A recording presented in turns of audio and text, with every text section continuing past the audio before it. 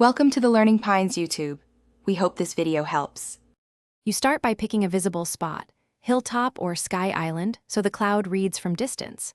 Once done, collect white wool, glass, slabs, stairs, and scaffolding, shears speed wool harvesting. Make a 3x3 scaffold platform and place an anchor column. This gives you a working floor and saves fall damage. Place a single glass block at center for reference. It helps align layers. Make sure to keep materials within one chest nearby, because you will iterate and expand fast. You now sculpt the cloud by building layered rings, larger base, smaller top, think 5, 4, 3-block radii to create a rounded silhouette. Use slabs and stairs on edges to smooth hard corners, alternate full wool blocks with slabs to suggest fluff. Once done, stagger wool clusters upward in irregular patterns so light and shadow read well.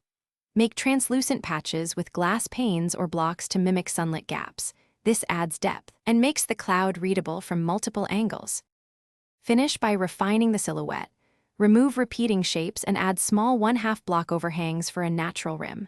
Then conceal light sources, see lanterns or glowstone, inside the cloud so it glows at night without visible fixtures. Once done, step back and view from several distances.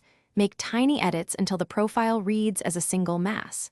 If things look flat, add shadowed undersides with light gray wool. Troubleshooting tip: use shears to yank misplaced wool quickly. Thanks for watching. Consider subscribing if we helped you.